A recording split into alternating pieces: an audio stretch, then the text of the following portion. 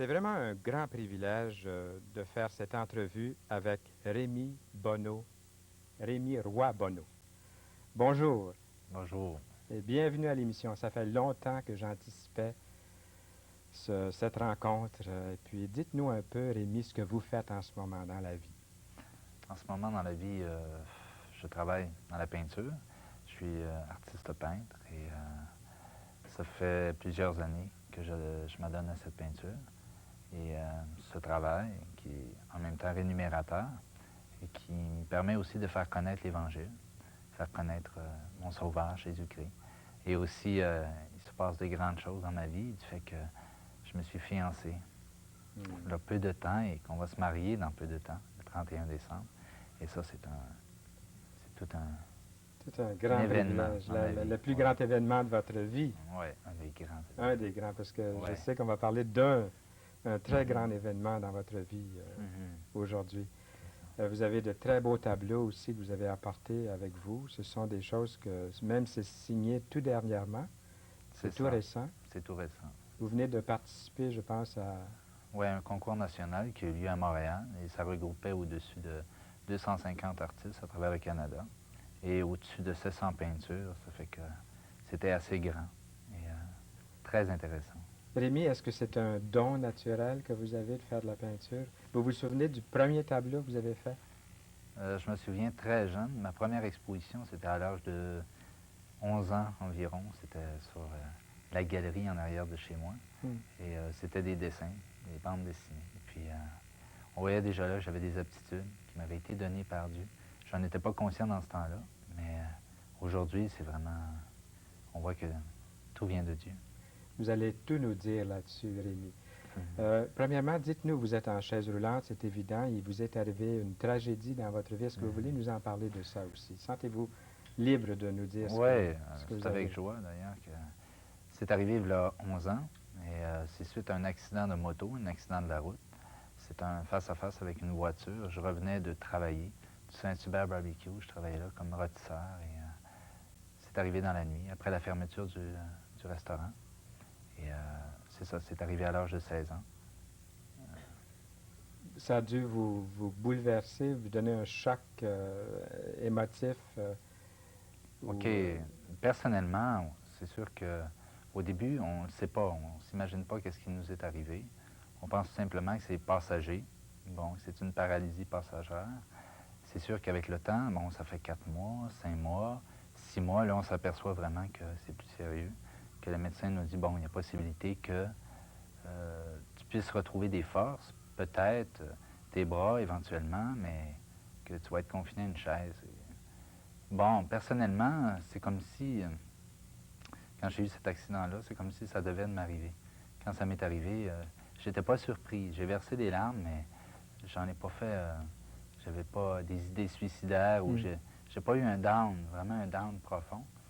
Mais je pense que ceux qui ont été le plus touchés, ce sont les proches. oui. Ce sont ma mère, Hmm. mes frères, mes sœurs qui ont été vraiment touchés par cet événement-là. Plus, moi, je me souviens que c'est pas mal moi qui les encourageais, tout en s'encourageant mutuellement. Là. Mais j'ai vu beaucoup d'amour d'eux et c'est ce qui m'a aussi regardé à la vie, plus qu'à la mort. Je pense que quand on est aimé, puis on sent qu'on est aimé, on lutte, puis on fonce. C'est incroyable qu'un événement comme ça fait déclencher le processus de l'amour à tel point que ça devient concret, palpable. Je crois que Dieu sait bien faire les choses.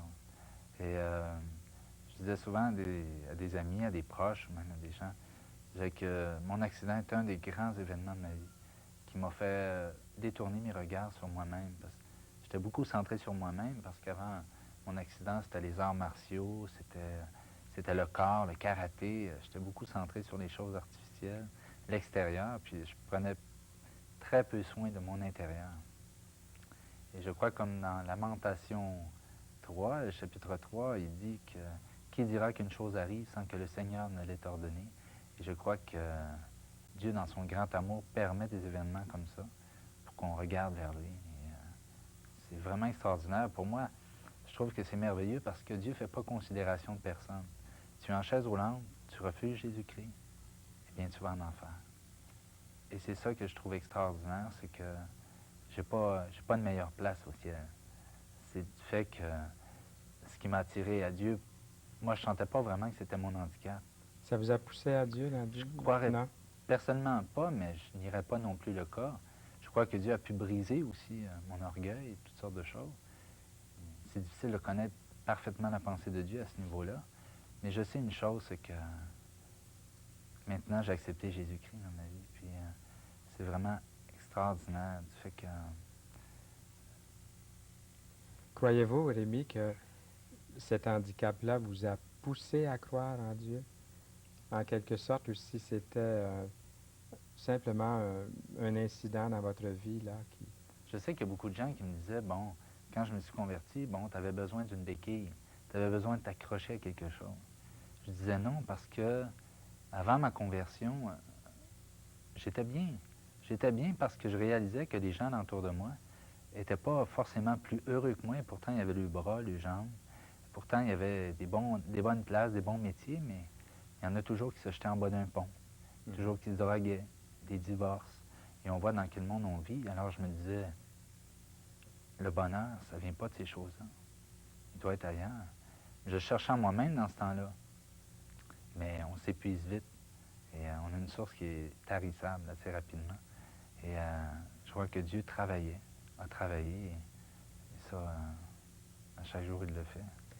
Vous nous avez parlé de votre accident, puis aussi comment vous viviez dans les sports, vous preniez beaucoup de soins de votre corps. Spirituellement, est-ce qu'il y avait un incident dans votre jeunesse qui vous... une expérience spirituelle qui était plus grande que les autres? Quelle était votre expérience avec Dieu avant de vraiment... Vous êtes rendu à toute la Bible en parle quand on pense. Parce que vous avez une grande dimension maintenant de Dieu dans votre vie. Mais avant de parler de votre salut comme tel, comment vous vous êtes converti, on va en parler dans un instant, mais qu'est-ce que vous aviez comme expérience spirituelle avant votre ma accident? conversion, avant mon accident aussi? Bon, pour les choses spirituelles, j'étais... Bon, quand je parle des arts martiaux, du karaté, il y a une certaine forme de discipline, une certaine forme de méditation. Moi, en tout cas, quand je pratiquais ce sport-là, c'était pas nécessairement pour les combats, mais c'était aussi pour une discipline intérieure. J'étais très discipliné et j'aimais ça. J'aimais ça pour l'art, qu'on dit. Mais je connaissais pas Jésus-Christ. J'avais une notion très, très réduite de Dieu et tout ça. Et pour moi, ben, mon Dieu, c'était les arts martiaux, c'était le karaté, c'était Bruce Lee. Puis Dieu, c'était pas vraiment... Non, c'était pas vraiment présent. Non, c'était pas vraiment défini, en tout cas, dans ma vie. Puis je m'aperçois que, tranquillement, j'avais des amis qui pratiquaient les arts martiaux, puis je leur disais, bon, mais je crois c'est pas bon d'avoir une idole. Comme Bruce Lee, parce qu'on ne saura jamais plus que lui. On va chercher à être comme lui, mais on va perdre ce qu'on est, notre identité. Et il y avait une recherche tranquillement. Là.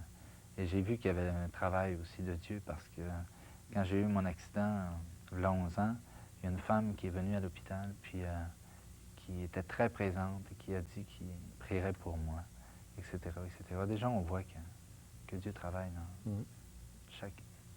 différents événements de nos vies. Bien, on va partir de cet événement-là, de la prière de cette dame. Et raconte-nous, Rémi, comment tu es venu au Seigneur Jésus-Christ, dans quelles circonstances, colore comme tes peintures ces circonstances de ta conversion. OK, c'est sans... Bon, c'est très, très, très simple. C'était un ami qui m'était très cher. Je le connaissais avant mon accident. On a continué à se voir après mon accident. Et je sais qu'il lisait la Bible. Et que souvent, il me disait, Rémi, t'as la foi. Moi, quand il me disait ça, je connaissais pas Jésus. Puis, parce que par mon attitude, il pensait que je croyais en Jésus. Puis je disais non. Puis là, il m'avait prêté un livre qui parlait justement de Jésus. Et quand j'ai lu ce livre-là, j'ai vu ô combien que ce qui m'a amené à Jésus, c'était le fait que j'étais pécheur.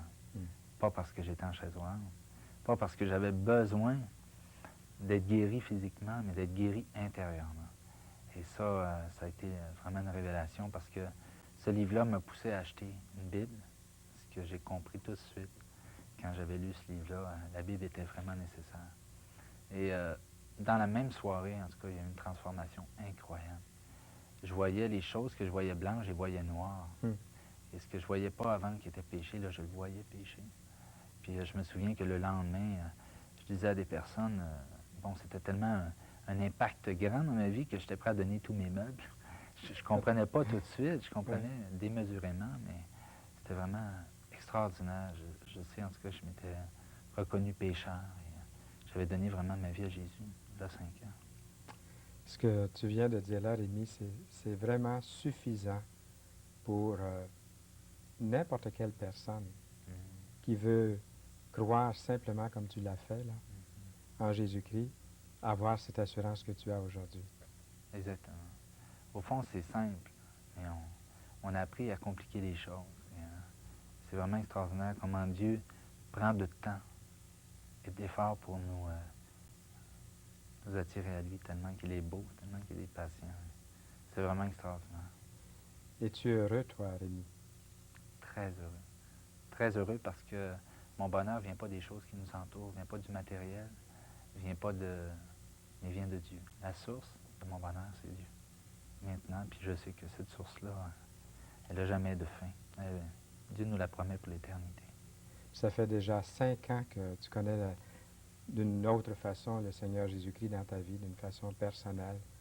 Tu lis la Bible, tu t'en nourris de cette parole. Est-ce qu'il y a une expérience ou un texte biblique qui te vient à l'esprit en ce moment, qui ressort, une expérience qui ressort là, de ta vie spirituelle, maintenant que tu es un enfant de Dieu? OK. Oui, il y avait un verset, je crois que c'est le Proverbe 19.3, qui disait « La folie de l'homme pervertit sa voix, et c'est contre l'Éternel que son cœur s'irrite. » Je m'aperçois que souvent, les gens lèvent le poing contre Dieu, contre les événements qui se produisent dans leur vie, mais on s'aperçoit aussi que c'est le résultat du péché. Et que souvent, les hommes vont dire, ben, c'est de la faute à Dieu. Non. Dieu dit, c'est vous. C'est vous qui vous éloignez de moi et vous avez le résultat, le salaire de votre égarement et tout ça. Et ça m'avait touché parce que il y a beaucoup de gens qui me disaient, ouais, mais ton Dieu, est-tu bon, ton Dieu? Parce que j'étais en chaise roulante puis ils ne comprenaient pas. C'est ça. Et ce verset-là répondait, la folie de l'homme pervertit sa voix. Et c'est contre l'Éternel que son cœur s'irrite. Ça m'avait touché. C'est pas arrivé quand même, Rémi, j'essaie de pousser un petit peu plus loin ma question. Après cet accident de te demander où était Dieu, puis il y a un livre que j'ai lu une fois en anglais, Where is God when it hurts? Où est Dieu lorsque ça fait mal? Oh. Aussi loin que je remonte, je me souviens pas d'avoir crié. Je me souviens d'avoir pleuré, d'avoir crié dans mon âme, dans mon cœur, mais j'avais une notion très peu de Dieu. Je connaissais très peu. Mais je me souviens que, en tout cas, j'étais aux soins intensifs. Je me souviens que je sentais une présence. Je me souviens même que j'avais vu, en tout cas, j'avais vu un oiseau qui s'était posé sur mon pied, puis j'étais très près de la mort. Et il s'était posé sur mon pied, puis ça m'avait frappé. C'est comme si j'avais senti une présence. Et ça, c'était un songe ou... Oui, en tout cas, c'est sûr que... Ça t'a semblé très réel? Très réel, très, très réel. Puis ça m'avait touché, ça m'avait marqué. Puis, en tout cas, il y a eu un travail, c'est sûr qu'il y a eu un travail de Dieu. C'est sûr qu'on crie, on s'en rend pas compte, parce que des fois, on est très orgueilleux, mais j'ai crié. J'ai crié comme tout le monde. Comme tout le monde, on crie quand on passe des épreuves qui sont dures, mais aussi de voir les gens autour de nous qui souffrent de cette épreuve-là. Mais ça a été vraiment, je crois, une grande bénédiction pour moi, parce que je me dis, être en chaise roulante, c'est vraiment, pour moi, extraordinaire. Je vis comme une deuxième vie. Puis je disais souvent à des amis, je suis né en chaise roulante, parce que je suis né de la nouvelle vie spirituelle en Jésus-Christ. Et pour moi, ce qui est du passé est passé, est mort. Puis j'ai même pas, je dirais, j'ai même pas de regret du passé. Je rends grâce à Dieu d'avoir vécu ça. Et aujourd'hui, je vis autre chose, puis je crois qu'il n'y a pas de limite dans le Seigneur. Paul disait, je puis tout par celui qui me fortifie. Et je crois que c'est dans tous les sens du mot. Nous arrivons presque à la fin de notre entrevue, mais il reste quand même une minute ou quelque chose comme ça. Pour l'avenir, on en a parlé un tout petit peu tantôt, puis c'est wow, hein, c'est le feu d'artifice, Ouais, là. c'est vraiment extraordinaire. C'est vraiment extraordinaire. Oui, c'est ça. Dieu m'a donné un cadeau qui vient du ciel. Une femme vraiment extraordinaire, qui est un complément aussi dans ma vie. Un aide et un support. Et elle a beaucoup de talent, autant que moi. Et je rends grâce à Dieu. Dieu, en son temps, sait le besoin qu'on a besoin. Une femme selon mon cœur. Et je crois que... L'homme qui trouve une femme trouve le bonheur, ça Ah ouais, s'applique parfaitement, hein, c'est puis vrai. ici. Ah oui, oui. C'est vrai, puis on voit tout le sens quand on connaît Dieu. Et, Vous allez faire équipe ensemble. Je ne sais pas si ça vend l'émission ou tu en as parlé un petit peu tout à l'heure. Vous allez faire équipe de quelle façon ensemble? Bon, Dieu a donné des talents. Adèle, son nom c'est Dale, et elle travaille en administration et tout ça en marketing. Et on croit que ben, c'est ça. Déjà, elle travaille avec moi comme agente. Ouais. Et, Eh bien, on va vous souhaiter beaucoup de succès, Rémi. Vous m'avez donné un vrai ministère. Vous m'avez prêché et j'espère que vous avez reçu le même message aussi, que ça vous a fait du bien d'entendre Rémi. merci. Que le Seigneur vous bénisse abondamment, Rémi. Merci beaucoup. Et pour puis votre Dale, émission. salut bien Dale. Je l'ai vu et puis le Seigneur vous a donné vraiment une perle de Oui, choix. Père. Merci. Au plaisir. OK. Eh bien, nous nous tournons vers vous. Nous aurons quelques instants encore à la fin de l'émission avec Rémi Bonneau. Et j'espère que vous avez regardé aussi ces toiles. On a dû certainement vous montrer de temps en temps les belles toiles qu'il fait, qui nous parlent de la grandeur du Créateur. Nous sommes de petits créateurs et le grand Créateur derrière ça est vraiment extraordinaire.